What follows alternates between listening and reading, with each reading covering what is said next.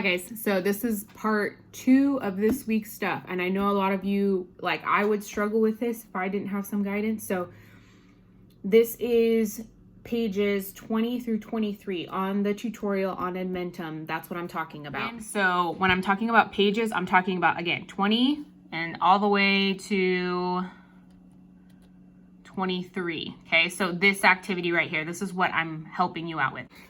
First things first, copy this and I'll post a separate picture into your notebook, okay? First thing, and I will provide what I can because I know all of you do not have your notebooks. That's okay, I don't expect you to. But you do need your polyatomic ion chart. Remember this thing? What are polyatomic ions? What does poly mean again? And then put it all together. So what does polyatomic mean? Again, these are all one whole ion. So even though there's multiple elements or multiple atoms in it, it is considered one ion, okay? Charged building blocks. Remember what ions are? Review of that. Okay, so the rules that they give you over here with the, right here. So these rules, yes, write those down in your notebook if you would like, but this chart is that in like simpler form, okay? These are the rules. You just need to follow these. It's a piece of cake. It's kind of like that naming stuff we did back in the day. So first thing is first, you need to figure out what each anion is. What is an anion? What charge do they have? Okay. So for this activity over here, for example, I'm kind of doing those two with you. Okay. So first things first, you need to figure out what the anion name is. So I'm going to look at my polyatomic ion chart and be like, NO3 negative. I'm going to look for it over here. NO3 negative 1. So what is the name of this polyatomic ion? This is nitrate. So I'm going to write that down. This is nitrate. So what would be its acid's name? Okay, it would change. Okay, so looking up at my chart here, what is a suffix, you guys? What is a suffix?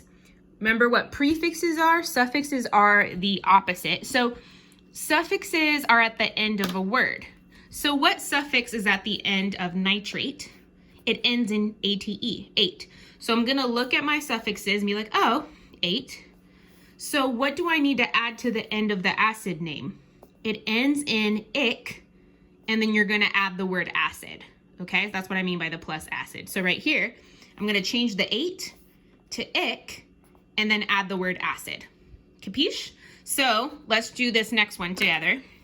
So this is NO2 negative 1. I'm gonna look at my chart again and be like, NO2 negative 1, this is nitrite. So what is the suffix for this one? Let's use this color. So this is nitrite. This is kind of difficult writing on video here. This is nitrite. It ends in ite, okay? So I'm gonna look at my chart and be like, oh, ite. Therefore, what does the acid name need to end in? OUS, I'm gonna add the word acid, okay? So I'm gonna change the ite to OUS. So this is gonna be nitrous acid. See how easy that is? And then if this is not up on here, but I just want to show the other type of rule. So what is this called, guys? What is Cl? What is the symbol? And a lot of you are going to be like, that's chlorine. Yes. But what is the anion name? Remember, what does that ending have to be if we're naming? Go back to naming days. This is chloride. So chloride. What is the suffix here? This is IDE. So I'm going to look at my chart and be like, oh, it ends in IDE. I need to start the name of it with hydro. Then I need to end it with IC, add the word acid. So here it's going to be, I'm going to drop this IDE. So this is going to become what? Hydrochloric. I'm going to add hydro, remember, because it says start with. Hydro, drop the IDE, chloric, acid.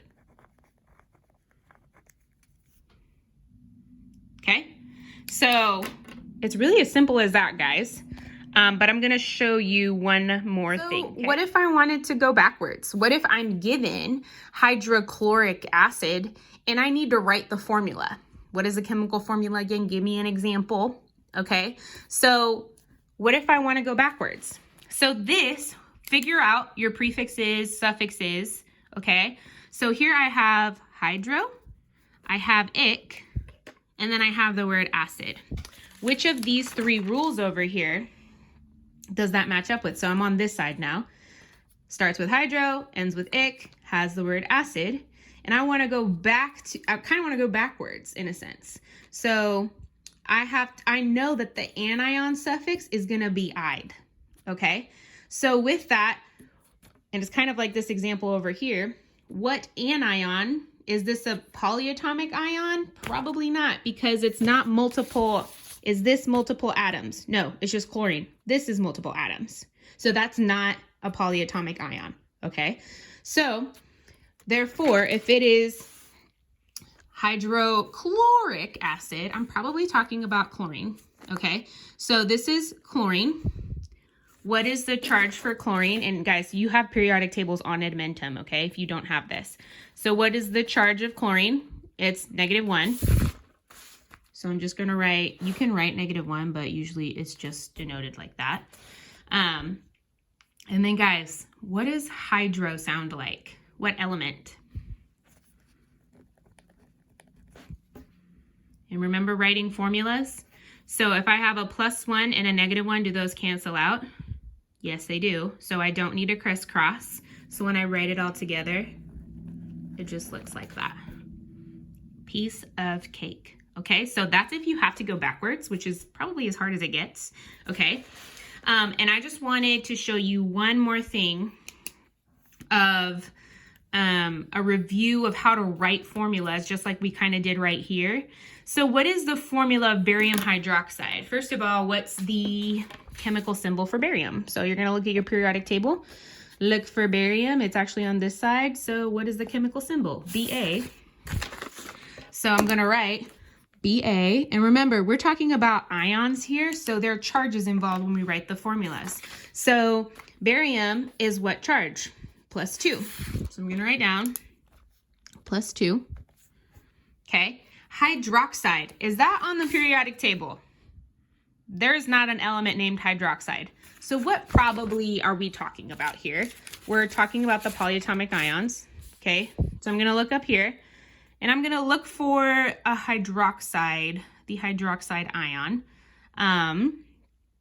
which it may not be. Oh, yeah, it's right here. So what is the formula for hydroxide? OH -1. And remember, it is in, technically in parentheses. You don't have to put OH in parentheses, but I do because it just helps remind us that that's a polyatomic ion. So remember, +2 and -1, do those equal 0? Do those cancel out?